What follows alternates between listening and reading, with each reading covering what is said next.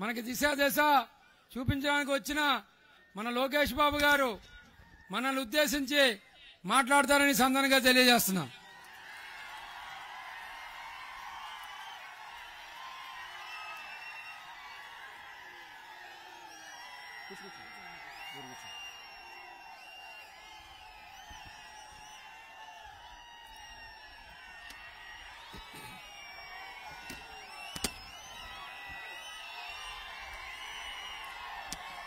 వేదిక మీద ఉన్న పెద్దలందరికీ పేరు పేరున నా హృదయపూర్వక నమస్కారాలు.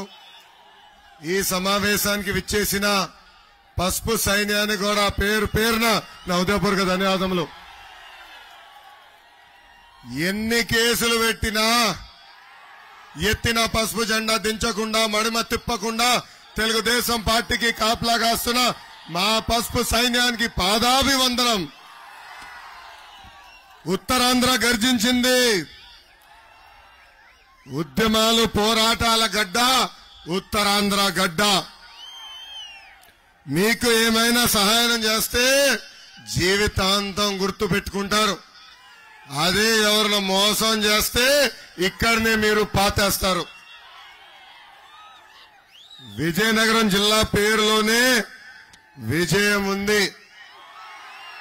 ఇక్కడి నుంచి ఏ కార్యక్రమం ప్రారంభించినా విజయం సాధిస్తాం ఖాయం. పైడితల్లి అమ్మవారి ఆలయం ఉన్న పుణ్యభూమి ఈ విజయనగరం జిల్లా. మన్యం వీరుడు శ్రీ అల్లూరి సీతారామరాజు గారు నడయాడిన నేల విజయనగరం జిల్లా.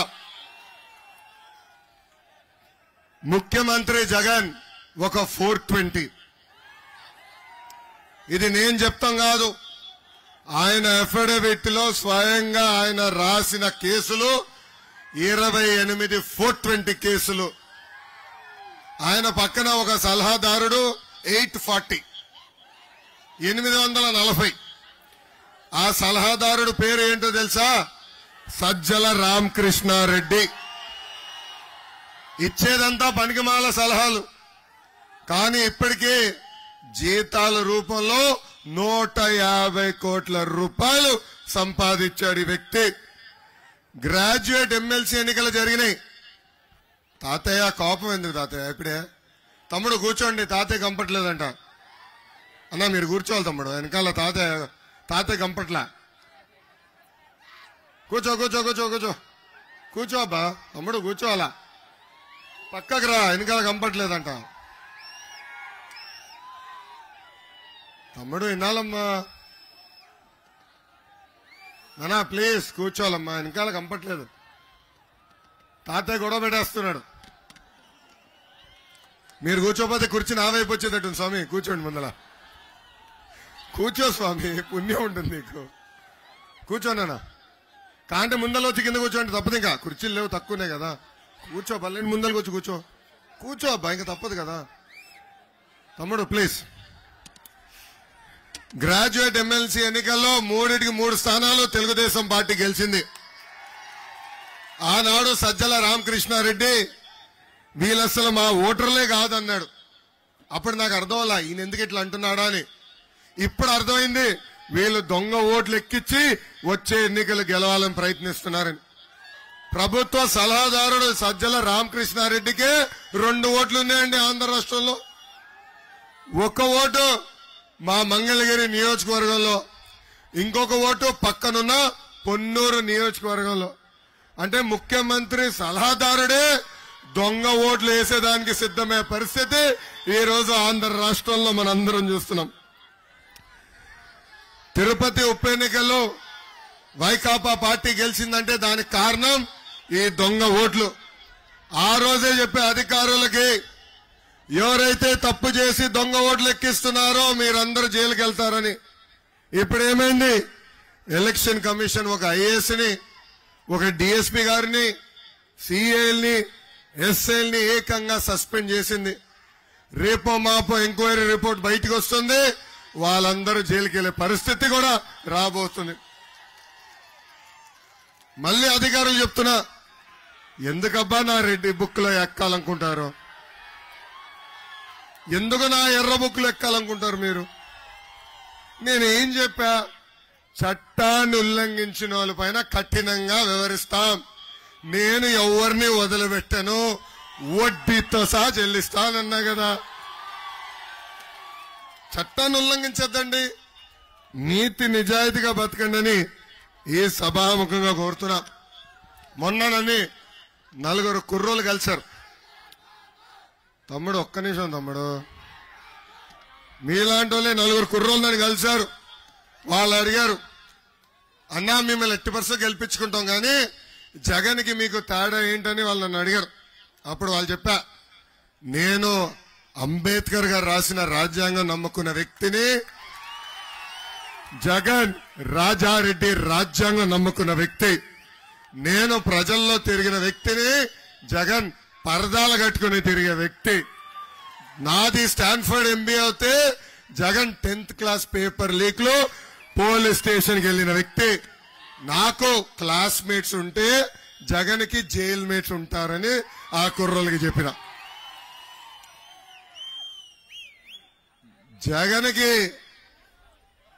జగన్ కేబినెట్ కి కొత్త అవార్డు వచ్చిందండి.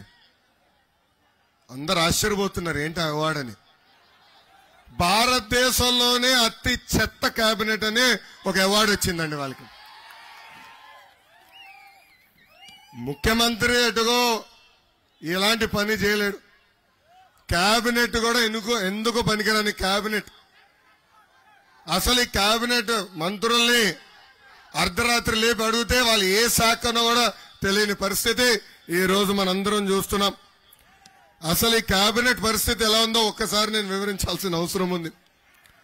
ఉదయం లేస్తే ఢిల్లీ చుట్టూ తిరిగే అప్పుల అప్పారావు గారు మన ఆర్థిక శాఖ మంత్రి బుగ్గన్న, ఇసుక గన్నులు మింగేసే గన్నుల శాఖల మంత్రి పాపాల పెద్దిరెడ్డి, నకిలీ మద్యంతో అమృతంతో పాటు కోర్టు ఫైళ్లు కొట్టేసిన వ్యవసాయ శాఖ మంత్రి కాకాన గోవర్ధన్ రెడ్డి గారు, ఇంకా పిల్ల కాలువల తవ్వలేని వ్యక్తి అరగంట అంబటి రాంబాబు మన ఇరిగేషన్ శాఖ మంత్రి, సొంత ఊర్లో ధాన్యం సంచులు ఇవ్వలేని ఎర్రిపప్ప మంత్రి పౌరుల సరఫరాల శాఖ మంత్రి కారుమూరి నాగేశ్వరరావు గారు.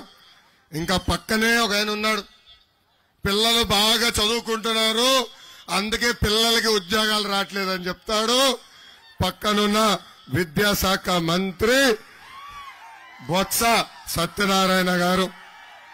ఇంకా విశాఖపట్నంలో ఒక మంత్రి ఉన్నాడు, పరిశ్రమలు ఎప్పుడు తీసుకొస్తారంటే కోడి ముందలొచ్చిందా గుడ్డు ముందలొచ్చిందా అని సొల్లు కవర్లు చెప్తున్నాడు పరిశ్రమల శాఖ మంత్రి కోడిగుడ్డు అమర్నాథ్.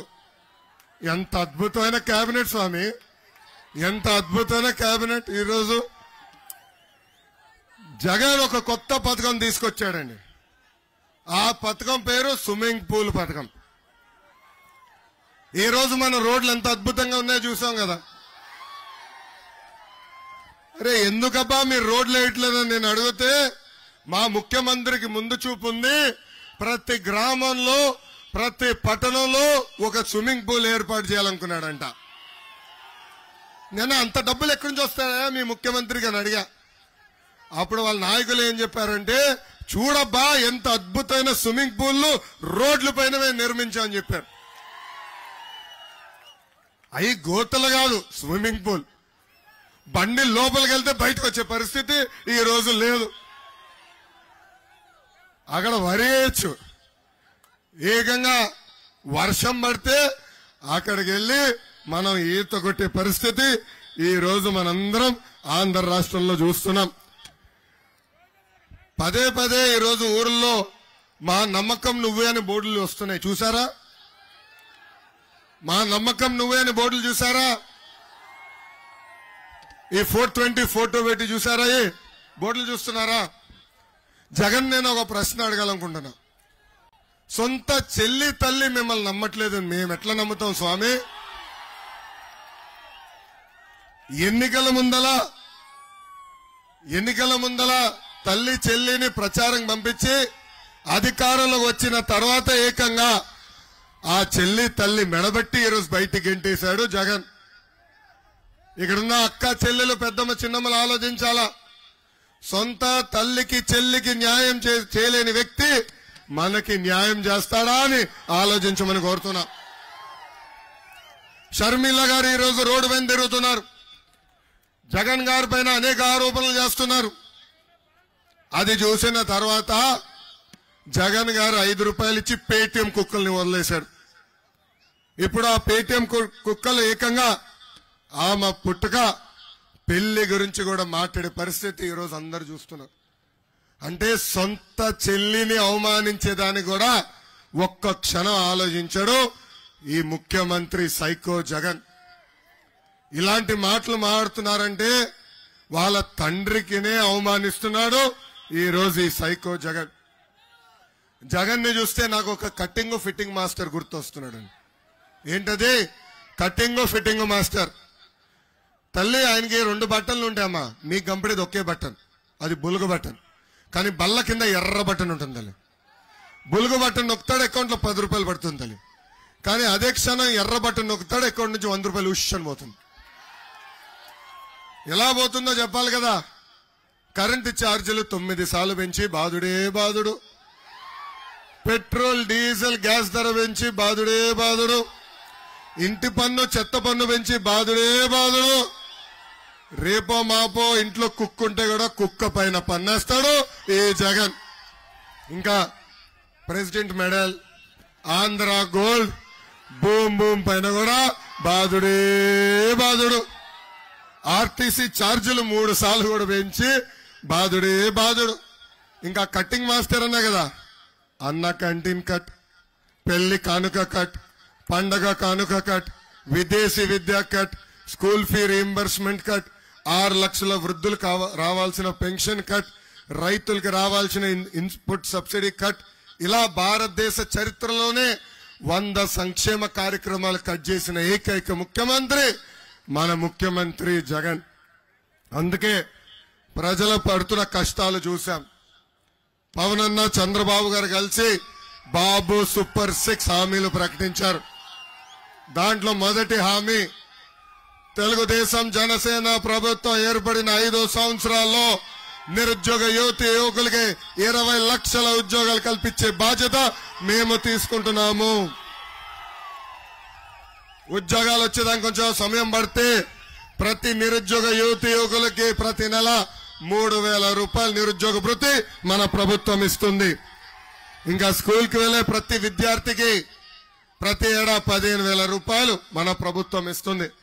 అంటే ఒకరు వెళ్తే 15,000, 2 వెళ్తే 30,000, 3 వెళ్తే ఎంత 45,000 రూపాయలు మన ప్రభుత్వం ఇస్తుంది. ఇంకా ప్రతి రైతుకి ప్రతి ఏడా ఆర్థిక సహాయంగా 20,000 రూపాయలు మన ప్రభుత్వం ఇస్తుంది. ఇంకా ప్రతి ఇంటికి ఉచితంగా ప్రతి ఏడా 3 గ్యాస్ సిలిండర్లు మన ప్రభుత్వం ఇవ్వబోతుంది.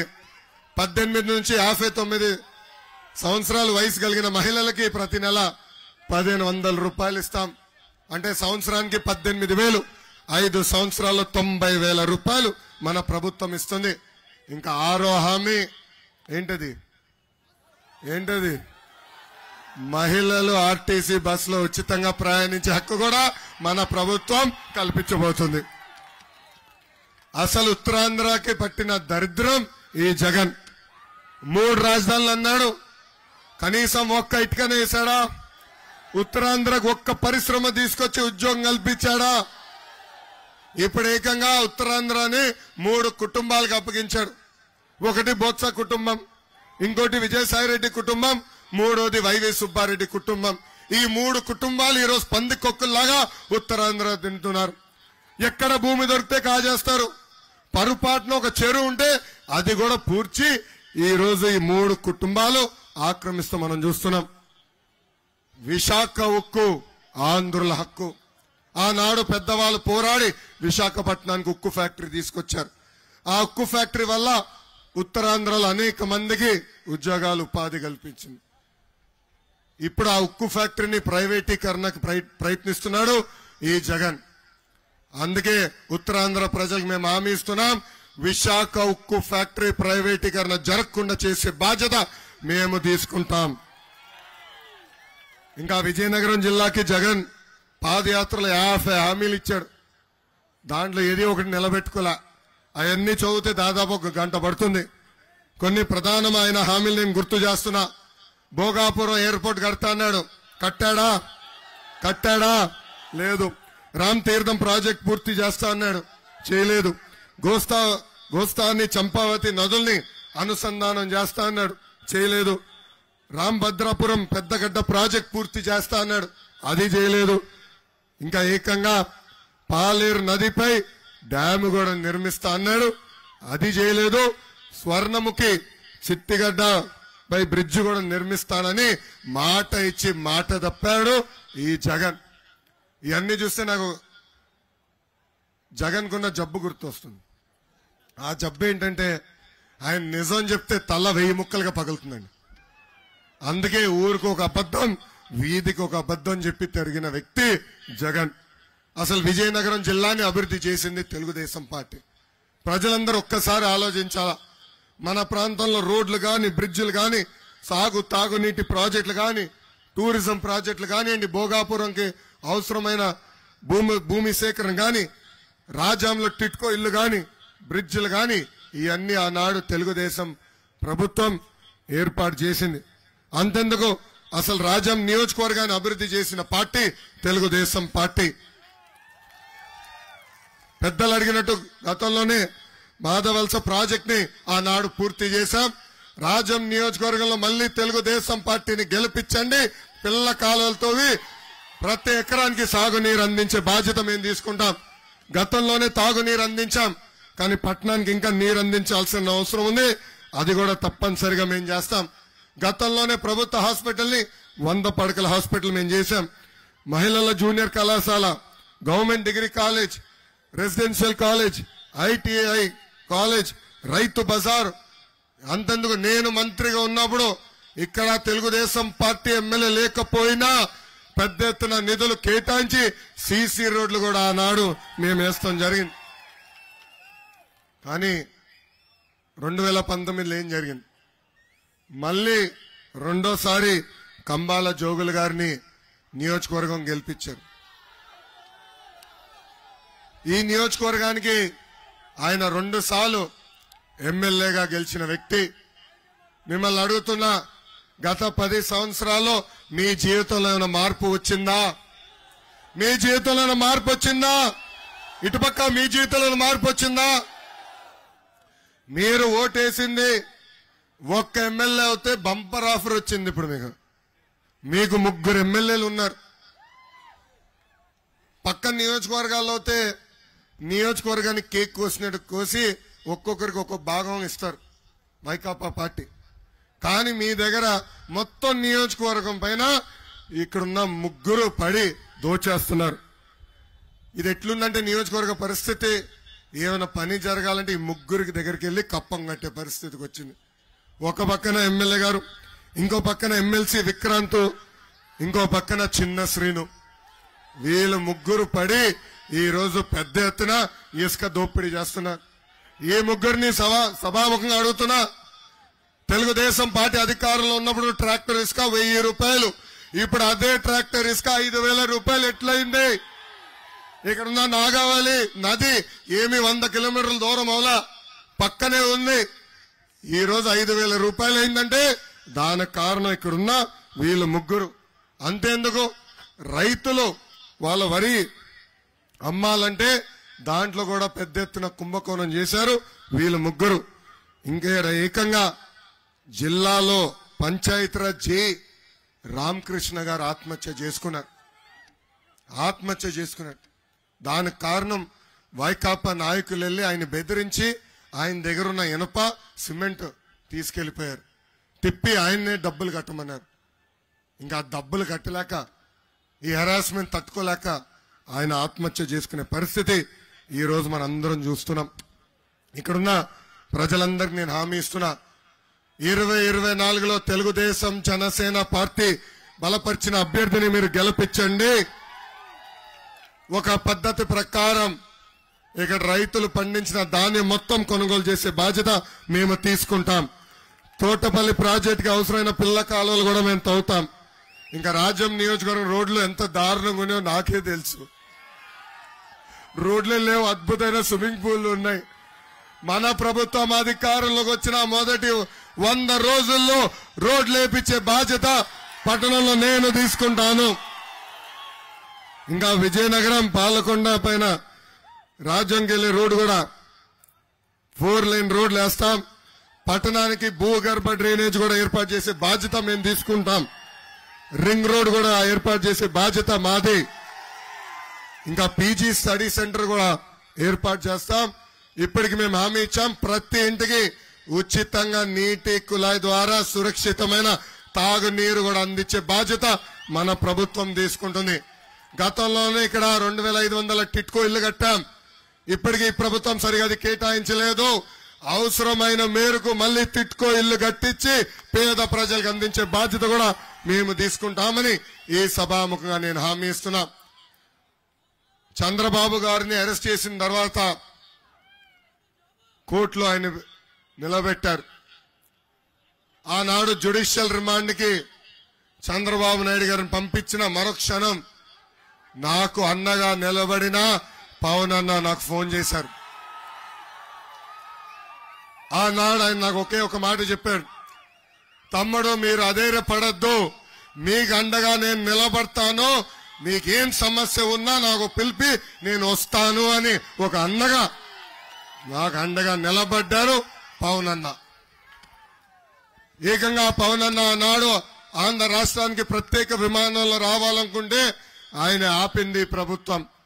ఆయన ఫ్లైట్ కి పర్మిషన్ క్యాన్సిల్ చేసింది ప్రభుత్వం. అంతేకాదు రోడ్ మార్గంలో వచ్చేదానికి ప్రయత్నిస్తే దాదాపు 3 గంటల సేపు ఆయన రోడ్డు పైన ఆపేసింది ప్రభుత్వం.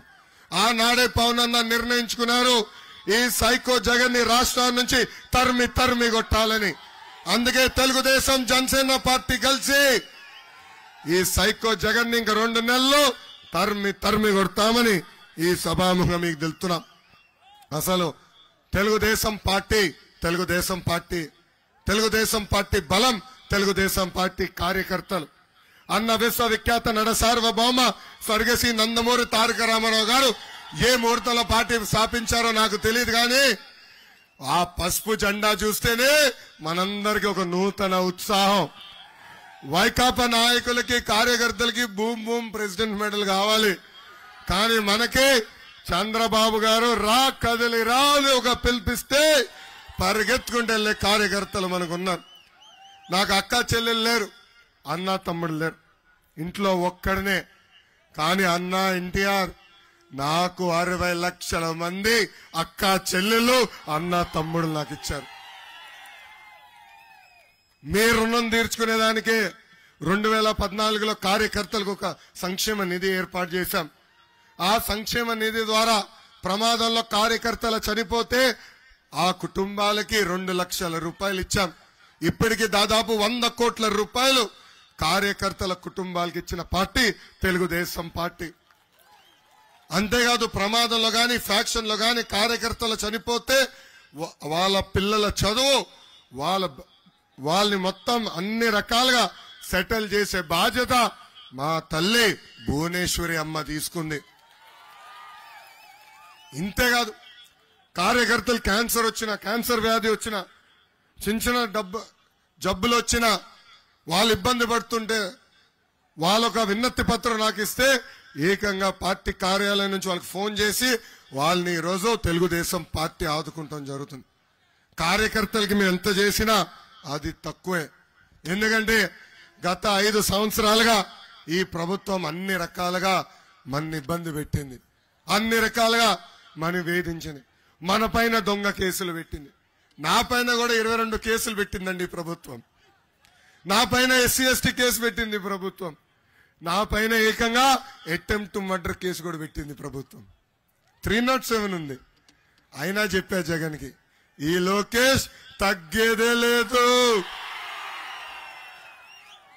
జగన్ బామ్మలకే భయపడిన కుటుంబం మాది. మీరు పెట్టే చిల్లర కేసులకు మేము భయపడతామా?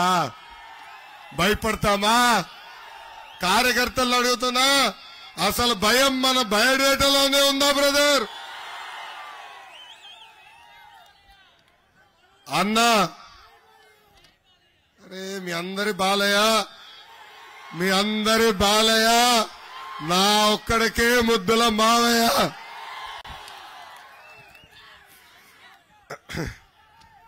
అన్నా ఎన్టీఆర్ మన దేవుడు, చంద్రబాబు గారు మన రాముడు.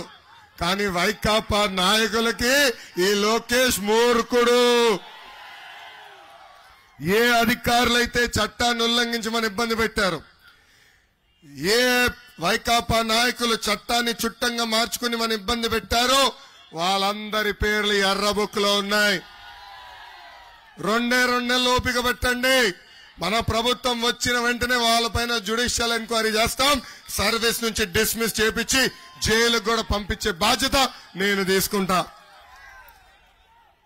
ఈ రోజు ఎర్ర బుక్ చూస్తుంటే వైకాపా నాయకులు గట్టిగా పడుతుందండి వచ్చా. ఇది నేను ఎందుకు చెప్తున్నానంటే, ఊరూరు లోకేష్ ఎర్ర బుక్ చూపిస్తున్నాడు. లోకేష్ పైన నాన్ బెయిలబుల్ వారెంట్ ఇష్యూ చేయాలని జడ్జిని అడిగారు వైకాపా నాయకులు. అరే మీరు తప్పు చేయకపోతే ఎందుకే భయపడుతున్నారు? నేనేమన్నా, తప్పు చేసిన వాళ్ళ పేరు ఈ పుస్తకంలో రాసుకున్నానని చెప్పా. ఎందుకు మీకు అంత భయం? అరే 2019 ముందల నన్ను అన్ని రకాలుగా ఎగతాలు చేశారే, ఇప్పుడు ఎందుకయ్యా నన్ను చూసి ఈ ఎర్ర బుక్ చూస్తే భయం? అయినా వారెంట్ ఎందుకు? నేను ఎక్కడ నిలబడుతున్నా, రాజాంలో ఉన్నా, రా అరెస్ట్ చేయి. మీ జగన్ లాగా పరదాలు కట్టుకుని తిరిగే బ్యాచ్ కాదు నేను. మీ జగన్ లాగా ఊరికొస్తే చెట్లన్నీ నరికే బ్యాచ్ కాదు. దమ్ము ధైర్యంతో ఈరోజు ప్రజల్లో నేను ఉన్నాను. దమ్ము ధైర్యంతో ఈరోజు ప్రజల్లో నేను తిరుగుతున్నా. జగన్ నీకు సవాల్ ఇస్తున్నా, దమ్ము ధైర్యం ఉంటే డేట్ టైం చెప్పు. నువ్వేం అవినీతి చేశావు, మేమెంత చిత్తశుద్ధిగా బతికాము, దానిపైన చర్చించడానికి నేను సిద్ధంగా ఉన్నాను. ఇంకా ఇక్కడున్న క్లస్టర్ యూనిట్ బూత్ అధ్యక్షులకి, తెలుగుదేశం పార్టీ మండల గ్రామ పార్టీ అధ్యక్షులందరినీ నేను ఒకటి కోరుతున్నా. గతంలో మనం బాధుడు ఇదేమి కర్మ, మన రాష్ట్రానికి బాబు షూరిటీ, భవిష్యత్ గ్యారంటీ, ఇప్పుడు బాబు సూపర్ 6 కార్యక్రమం చేయాల్సిన అవసరం మనందరి పైన ఉంది. అందుకే ఇప్పుడు అన్నగారు బ్యాగ్ తీసుకొస్తారా? ఇప్పుడు మీ అందరికీ ఒకసారి పట్టుకోండి. మీ అందరికీ క్లస్టర్ యూనిట్ బూత్ అధ్యక్షులందరికీ ఒక బ్యాగ్ ఇచ్చాం. ఈ బ్యాగ్ లో ప్రధానంగా 25 చొప్పున ఒక బంచ్ చేసి మీకు క్యాలెండర్లు ఇచ్చాం. దీంట్లో ఒక పక్కన బాబు సూపర్ 6 హామీలు, ఇంకో పక్కన క్యాలెండర్ ఉంది. ఇలా 10 మీకు ఇస్తాం. ఇంటికి మోసం కష్టం కనుక ఒకటే ఇచ్చాం, మిగతా 9 మీకు మళ్ళీ పంపిస్తాం. ఈ 10 ఈ కార్యక్రమం పూర్తయిన 5 రోజుల్లో 250 గడపలకి తీసుకెళ్లాలి. అంటే ఈ క్యాలెండర్లో మీకు 250 ఇస్తాం. అవసరమైతే ఇంక ఎక్కువ పంపిస్తాం. ప్రతి గడపకి తీసుకెళ్లాల్సిన బాధ్యత మీ అందరి పైన ఉంది. ఇది ఎందుకు చెప్తున్నానంటే, రేపు మన ప్రభుత్వం ఏర్పడిన తర్వాత మళ్ళీ ఓటు అడిగేదానికి వెళ్ళినప్పుడు, చూడమ్మా బాబు సూపర్ 6 హామీలు మేము ఇచ్చాం, అదిగో మీ టేబుల్ పైన ఉంది, మేము నిలబెట్టుకున్నామని చెప్పేదానికి ఇది మీరు ప్రతి గడపకి తీసుకెళ్లాలి.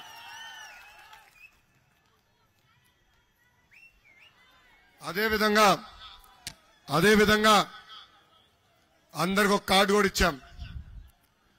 ఒక పక్కన బాబు సూపర్ 6, ఇంకో పక్కన మన ఇచ్చిన 6 హామీలు. కుటుంబ సభ్యులు ఇంటికి వెళ్ళినా చెప్పుకోవాలి, ఈ 6 హామీల గురించి చర్చించాలి. టీ షాప్కి వెళ్ళి టీ తాగితే అక్కడ కూడా మీరు చర్చించాలి. పెట్రోల్ బంక్ వెళ్తే అక్కడ కూడా మీరు చర్చించాల్సిన అవసరం ఉంది. ప్రతి ఒక్కరికి ఈ బాబు సూపర్ 6 హామీ తీసుకెళ్లాలి. ఇంకా సైకిల్ కూడా ఇచ్చాను. నేను పెట్టుకుని తిరిగినట్టు మీరు పెట్టుకోవాలి, ఎవడు పెట్టుకోవాలా? ఎట్లా స్వామి, ఇంకా స్పీడ్ పెంచాలా మీరు? సూపర్ సైకిల్ బొమ్మ పెట్టుకోవాలి, తిరగాలి. అదే విధంగా పసుపు క్యాప్ కూడా మీకు ఇష్టం జరుగుతుంది. కార్యకర్తలందరూ గుర్తుపెట్టుకోవాలి, వైకాపా పార్టీకి కార్యకర్తలు లేరు, అందుకే వాలంటీర్లు వాడుకుంటున్నారు. వాళ్ళు తిప్పి కొడితే 2.5-3 లక్షల మంది ఉన్నారు. కానీ మనకి 60 లక్షల మంది కార్యకర్తలు ఉన్నారు. మనందరం కలిసి గట్టిగా ఈ బాబు సూపర్ 6 హామీలు ప్రతి గడపకి తీసుకెళ్లాలని ఈ సభాముఖం మిమ్మల్ని కోరుతున్నా. అంతేకాదు టెక్నాలజీతో జోడించిన కార్యక్రమం ఇది. బాబు ష్యూరిటీ భవిష్యత్ గ్యారంటీ ఎవరు ఏ బూత్ లో చేశారు, ఎవరు ఏ బూత్ లో చేయలేదో మొత్తం వివరాలు నా దగ్గర ఉంది స్వామి. నా ఫోన్లో బటన్ నొక్కితే మొత్తం తెలుస్తుంది. ఎవరైతే బాగా చేస్తారో, ఎవరైతే పిలిపించిన కార్యక్రమాలన్నీ ప్రతి గడపకి తీసుకెళ్తారో వాళ్ళకే నామినేటెడ్ పోస్టులు ఇచ్చే బాధ్యత వ్యక్తిగతంగా నేను తీసుకుంటా.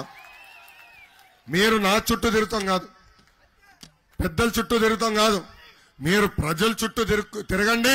మిమ్మల్ని వెతుక్కుంటా వచ్చి పదవులు ఇచ్చే బాధ్యత నేను వ్యక్తిగతంగా తీసుకుంటానని ఈ సభాముఖంగా నేను హామీ ఇస్తూ, నాకు ఇంత అద్భుతమైన అవకాశం ఇచ్చిన మీ అందరికీ పేరు పేరున నా హృదయపూర్వక ధన్యవాదాలు తెలుపుకుంటూ మీ అందరి దగ్గర నుంచి నేను సెలవు తీసుకుంటున్నాను. జోహార్ అన్న ఎన్టీఆర్, జోహార్ అన్న ఎన్టీఆర్. చంద్రబాబు నాయుడు గారి నాయకత్వం, చంద్రబాబు నాయుడు గారి నాయకత్వం, పవన్ అన్న నాయకత్వం, పవన్ అన్న నాయకత్వం. జై హింద్, జై హింద్. సైకో పోవాలి, సైకో పోవాలి, సైకో పోవాలి. థ్యాంక్ యూ అన్న. ఇప్పుడు ప్రతిజ్ఞ తీసుకోవాలి మనందరం. 2 నిమిషాలు అందరూ అక్కడనే ఉండండి. కలిసికట్టుగా ఇప్పుడు ప్రతిజ్ఞ తీసుకోవాలని మిమ్మల్ని నేను కోరుతున్నా. అటు రండి, మిమ్మల్ని కలుస్తూ ఒక్క నిమిషం.